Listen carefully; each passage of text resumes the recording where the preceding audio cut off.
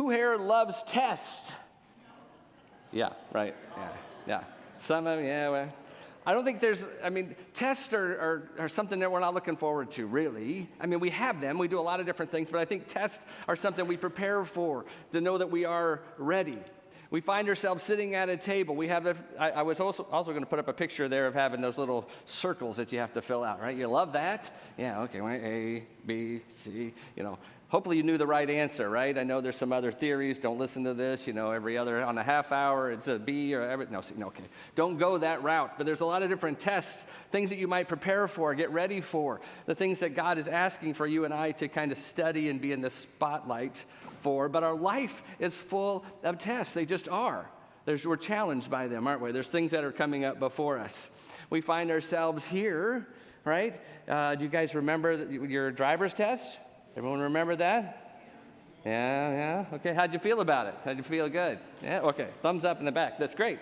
We hope that it's thumbs up. Yeah, everyone's counting on that. I know when we moved here, Major Jen said, people around here are zippy.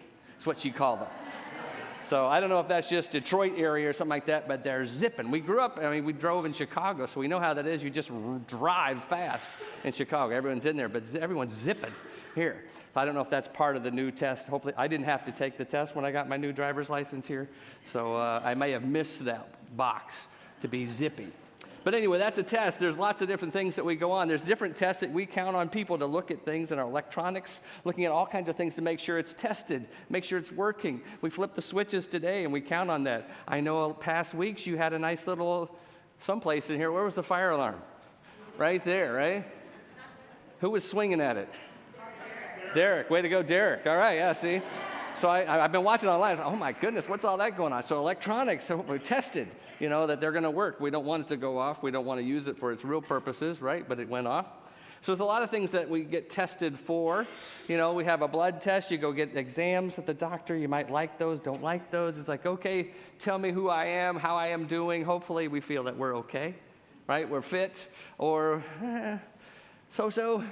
I'm still upright, right? Different tests that we feel about in our lives, different exams that we have, medical exams, different things that we're looking at from law school, from medical school. There's lots of things that we have that are tests that are set before us.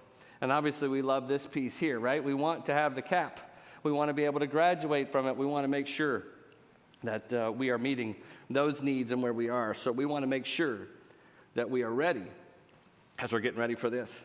So in the scripture that was read for us this morning, we find we're dropped into a story that there's a test, right?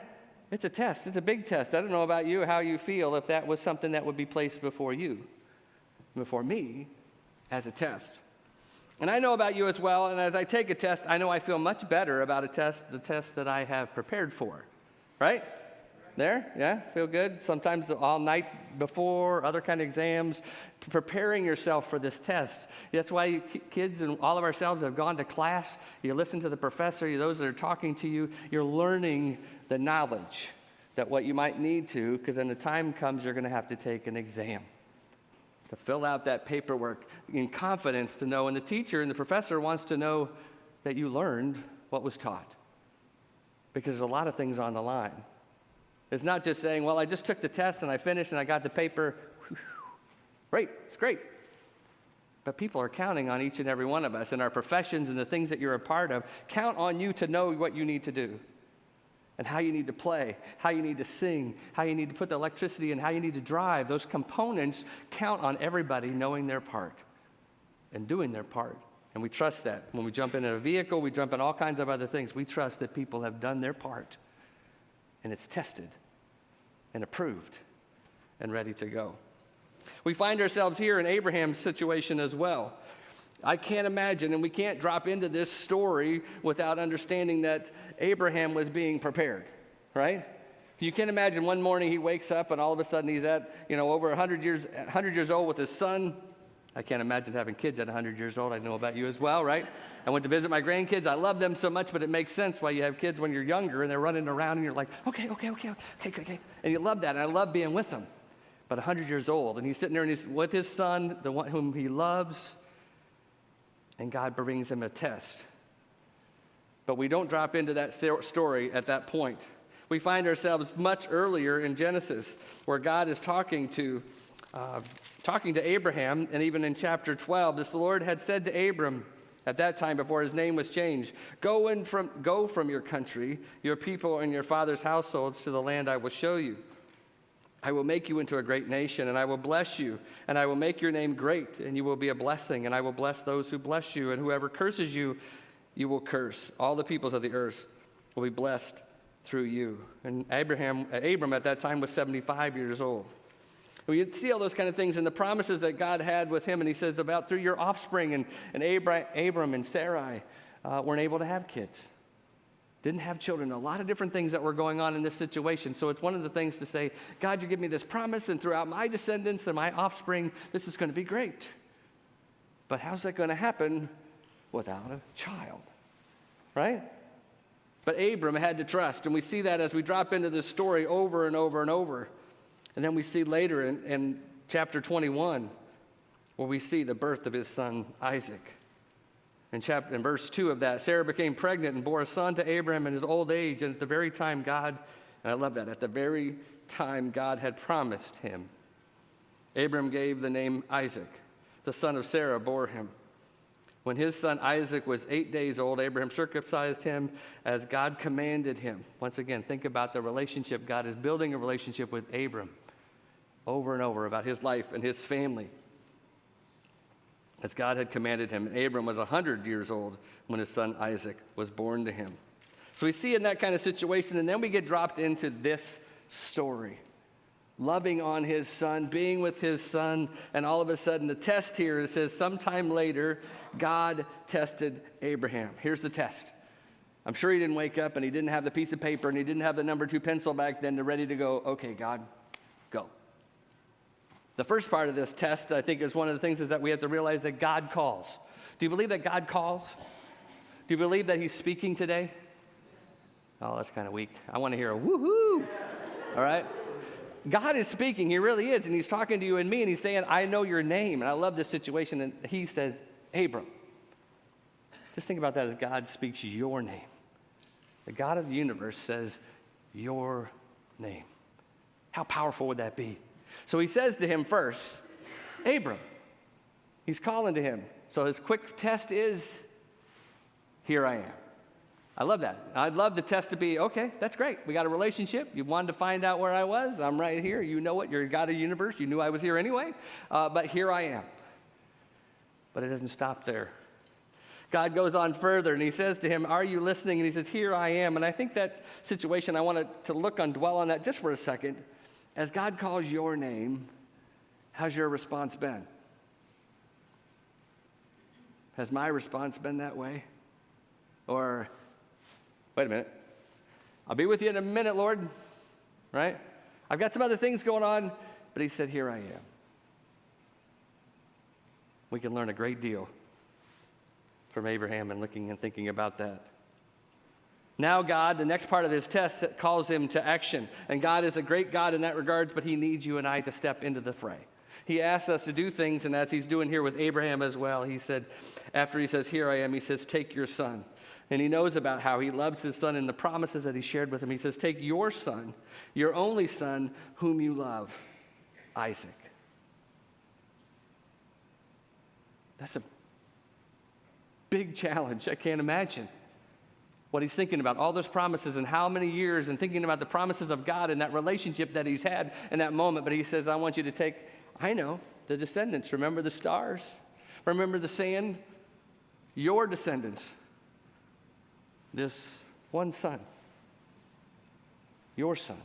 Your only son. The one you love. I know who that is, Lord. I know who you're talking about. He says, go to the region of Moriah. Sacrifice him there as a burnt offering on a mountain, and I will show you. How's our response now? It's one thing to say, here I am, right? You found me. Now you want me to do what? I love this story because he doesn't tell us the rest of any of that. It just says on verse 3, right away it says, early the next morning, right? I love that it's about, and we're learning about obedience. We learn about how God, and we even talked about that even in our morning Sunday school, about how Daniel and those kind of people and all our people, about how they either followed or they didn't follow for generations upon generations, and they needed to be obedient. We find Abraham in this situation where he's had a history and he's been preparing for this test. He didn't know this test was coming. But as God asked him in that moment, we see that he was obedient. To check that box, to know, yes, Lord, I'm going to go. Early the next morning, Abraham got up, loaded his donkey. He took him with 2 servants and his son Isaac. And I love this too, because it's one thing to go on a trip to know what you need to be able to do. Everyone likes to go camping. Maybe some like camping, some don't like camping. Some like the glamping, right? Some of those kind of things. It's a little fun, a little more fun in some ways in that way. But we see here that Abraham knew he had to get prepared as well. He was obedient to do what he needed to do. He says when he had cut enough wood for the burnt offering, he set out to the place God had told him about. And we see that on the 3rd day. So he traveled for a while, right? With his son and the servants and the donkey. They're like, okay, we're going to go. I don't know exactly. But God said, and I'm trusting in this exam, I'll show you. He says, do you trust me? He could have showed him the mountain the next day, right? But Abraham would have known. He probably would have been able to see how close that was. But he needed to trust. And sometimes we need to do that as well. Okay, Lord, I don't know what the next thing is, but you do. I've prepared for this journey. I'm taking the next step. I'm taking the next day. It says on the 3rd day. It says, and on the 3rd day, Abraham looked up and saw a place in the distance. We can learn a great deal about that, about looking up and seeing what God has for us. And even in the test in our situation, sometimes when things come at us way too often, and we'd like to say, hey, Major, I'd like to slow that test down, right? I'd like to stop those things coming at me. I think we can learn from Abraham in this situation as well as to look up. Know who's calling you, who's brought you to this situation, and we can see in that situation, look up, and he saw the place in the distance. So God calls to action, and he knows that he needs to be obedient. He's prepared, and I love this part as well. He says he went and he worshiped with his son. What a beautiful picture this is. This is the son God has asked him to sacrifice, and the son doesn't know the whole situation, but he said, let's go worship God. The God who's called us out a long time ago when I left my country into another place, and God brought me out to this new situation, and he says, I got you. And he's seen it over and over again where God had Abraham in the clutches and around his arm, and he says, I'm going to provide for you. And in this situation, he says, let's go. He goes with his son, and I love that. And you see this in portion of Scripture, and I love this in verse 6, and then you also see it in verse 8, and he says, and as the 2 of them went on together. How blessing that is having as a father and a son, and for us to get an opportunity to share with our kids and people around us about a God who loves us, a God who's provided for us in situations through test after test after test, and to say, he's a God I can trust. And let me tell you about him as you share with your kids, your grandkids, and those people you have influence with, and say, let me tell you about a God that you can trust. I know him by name. My God. So it says there, and his son is really smart. I love this. He says, Isaac spoke up and said to his father, hey, Dad. Yes, my son? I see we got the wood. We've done this before. We built some fires before. I know he's had a tradition there. We got some wood. You've got the fire, he says there. But there's no lamb. Abram says in verse 8, and this is something we learn from as well, God himself will provide the lamb for the burnt offering, my son. And what happened again? And the 2 of them went off together. I love this. I love the journey. I hope you're thinking about those kind of situations because God has a relationship and he wants a relationship with Abraham, and he's saying that with you and me. Do you have a relationship with me? I want to show that and build that upon this thing because when the tests come, because they're going to come, and there's going to be things that we wish we didn't have to experience. And you may stand here today and you could be saying, yes, Major, I'm living it right now. I just want to tell you, are you trusting in the Lord? Are you trusting in saying, yes, Lord, you brought me to this point. Here I am. I don't know the answer. I don't know what's going to be, but I know that you have the answer, Lord. I know that you have my past, my present, but you also have my future. And you also have my family's past and present and future. And those are the things we have to hold on to because we don't know. And we know that we have an opportunity as we share that with them and as they journey together, we trust them to the Lord. And this is where the rubber meets the road, doesn't it? We see where the story then also God says, take action. What was he supposed to do? He was supposed to sacrifice his son. He could have easily said, I'm out of here, I'm done, I've gone as far as, and I thought some other answer was going to happen. He says, no. He binds his son. He places him on the altar to say, Lord, I trust you in this situation. I may not understand. And a lot of times that's the case. I don't understand what's going on completely in this situation, but Lord, I need to trust you. I need to be obedient in this situation. And I can't imagine, once again, as he places his son there, he says, Lord, I'm yours. Here I am. He takes out the knife, he's ready, and he's getting ready to go. And all this wonderful part of this story, and it's great that we can read this and understand what's going on. I can't imagine how his heart might have been pounding out of his chest. But he comes to the spot, and we see in this portion of Scripture, we've seen this, and as Major Jennifer shared in a couple messages back about how God shows a term of endearment. It's not too often that you'll hear the name said twice. And he says, Abraham, Abraham. To get his attention, but to also know, once again, he knows his name, and he says, cease and desist. Where you are, he says, do not do anything. Don't lay a hand on the boy. Do not do anything to him. Now I know that you fear God, because you have not withheld your son, your one and only son. And I think in that situation, as God provides the right substitution. Propitiation, atonement, he provides the right sacrifice that needed to be in that situation, and we see he provides a ram caught in the thicket. You all know this story. You've heard this story over and over, but I process it over again because I want you to see the whole process of where he's at in the journey that he's on and the anguish that he may have been with, but also the obedience where he stands before the Lord and says, I'm giving you this, and the promise that I remember where it is, and it's been so long since I've had a child, and this is what I love him, and you know I love him, and God even repeats that. And he says, I see your heart. I know where you're at. You're all in. Here I am. So he provides that sacrifice, that atonement, that at-one-ment that might be provided between God and his people. God wanted and needed a sacrifice for Abraham, but to test his faith, to see his fear of the Most High God, but also to see his obedience.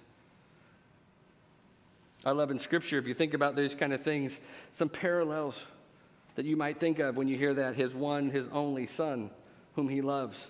We see that in Matthew chapter 3:17. It says where God talks about them in the baptism with John the Baptist is there and Jesus being baptized. This is my son whom I love, right? Well, I'm pleased. Sounds familiar. Matthew 17:5 in the Mount of Transfiguration, it says, this is my beloved son in whom I am well pleased. Listen to him, God himself talking about his own son, sharing about what that is. The perfect sacrifice. As God finds you and me today and finds us in our situation, and maybe he's challenging you, maybe he's asking you a question. Are you there? Are you all in? Do I have your attention? I've called your name. Or are you ready, or truly ready? Or are we in some ways trying to manipulate the game? Because, Lord, I don't really think you're asking me to go that way. And we don't want to think that. You know, it's like, no, but you're God. Yes, I know you're God, but can you really be asking me? Can you be challenging me in that way? Maybe there's a different way. Maybe there's some other situations that we can kind of look at and to kind of change the outcome. We're trying to barter our way through, trying to make something out of a situation that God had never intended. I have a little video clip I'm going to share with you, and of my friend, I don't know him personally, but Indiana Jones. You never heard of him? You know, came from Indiana. I'm from Indiana. I don't know. That's what the story goes. But I share with you about a story about how things are.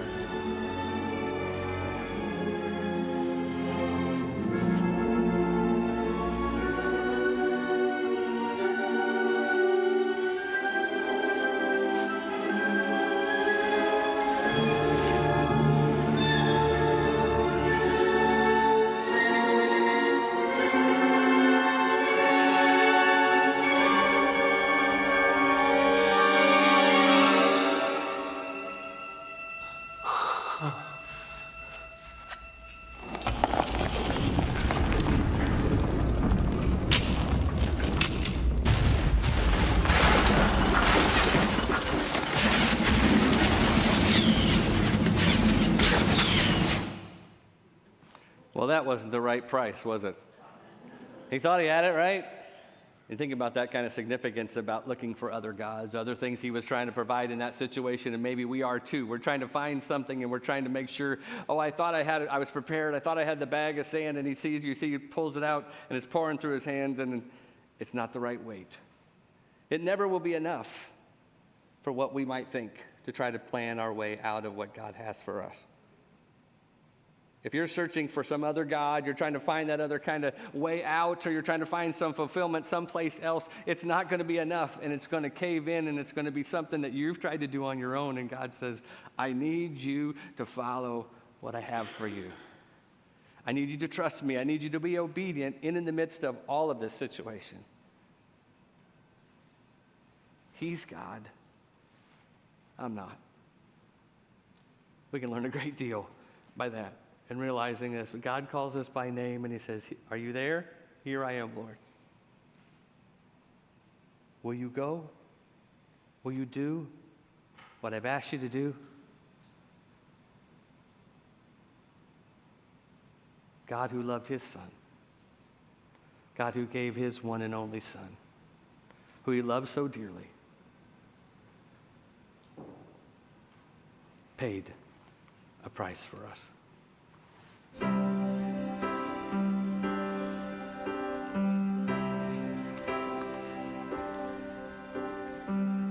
Walking on the road to Jerusalem, the time had come to sacrifice again.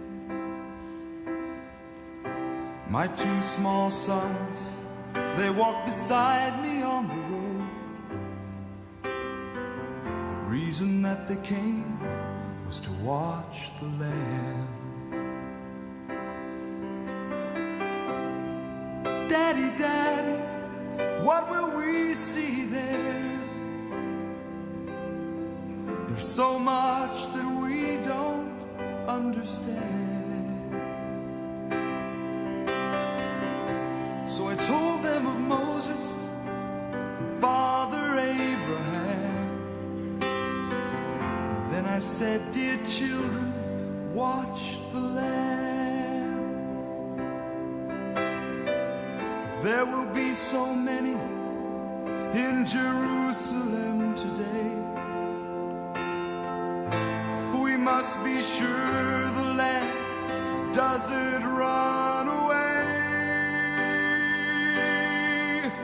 I told them of Moses and Father Abraham. Then I said, dear children, watch the Lamb. And when we reached the city, I knew something must be wrong. There were no joyful worshipers, no joyful worship songs. I stood there with my children in the midst of angry men. Then I heard the crowd cry out, "Who's in my ear?"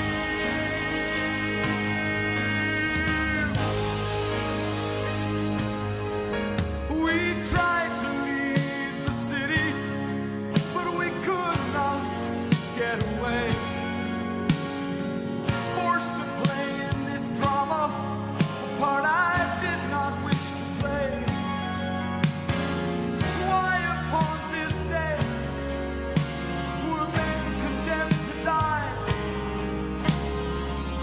Why were we standing here where soon they would pass by? I looked and said, even now they come. The first one cried for mercy, the people gave him none. The second one was violent, he was arrogant and loud. I still can hear his angry voice screaming at the crowd. Then someone said,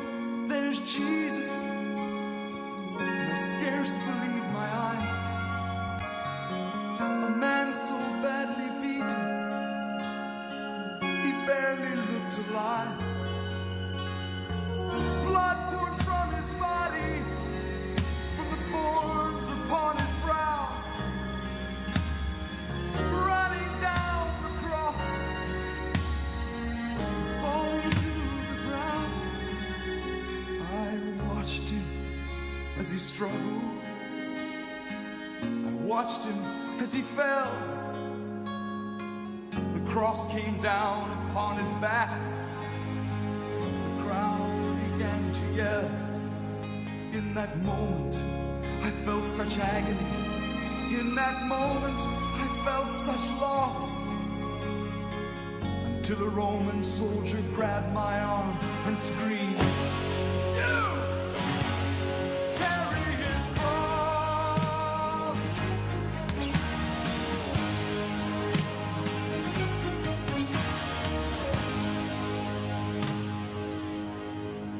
At first, I tried to resist him. Then his hand reached for his sword. And so I knelt and took the cross from the Lord. I placed it on my shoulder and started down the street. The blood that he'd been shedding was running down my cheek.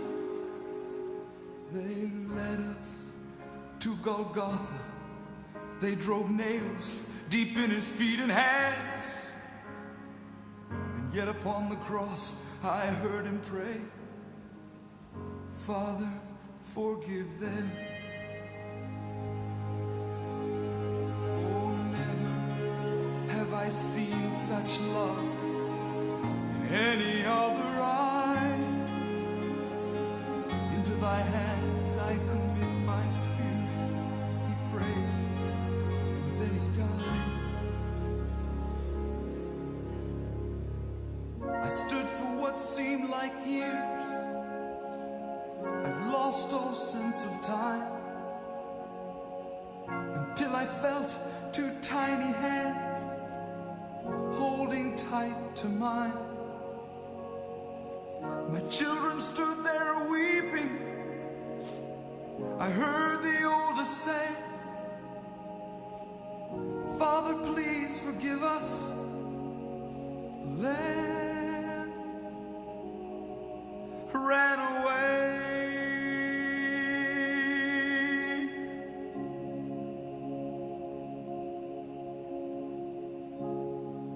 Daddy, Daddy, what have we seen here? There's so much that we don't understand. So I took them in my arms, and we turned and faced the cross. Then I said, "Dear children, watch the Lamb."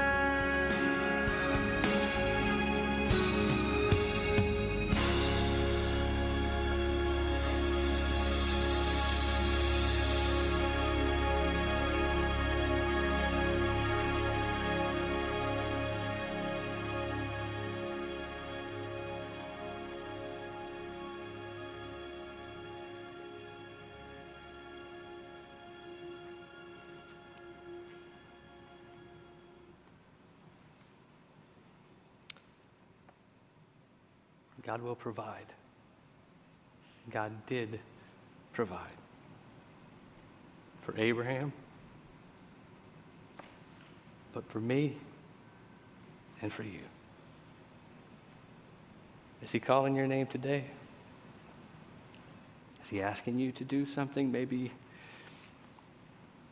you weren't prepared for or didn't think about you were prepared for, but God is asking you to be his hands and feet to a world who needs to know about a love for a God who gave his one and only Son, whom he loved so well and so much, for you and for me. This morning, as we take a moment just to reflect on his provision, think about that in your own life. Has this God called you? Does he know you by name? And I say, yes, he does, and you know that. But will you trust him today? Is there something today that maybe you need to place at his feet. You need to trust in him today to say, yes, Lord, I want to give that to you. If you ask me to do that, Lord, I have to realize that you will provide. This place of prayer is available for you this morning to come and pray. Your pews are ready for you to pray, but I just pray right now, don't miss the moment of what God has seen you and speaking to you and to me. And as we have an opportunity to watch the Lamb of God who is given for you and for me, will we trust him? So with eyes closed and heads bowed, we're just going to stop for a moment and reflect. And we're going to sing in a moment about "It Is Well With My Soul," but I do not want to jump into that right away until we have done what we need to do to lay it at his feet.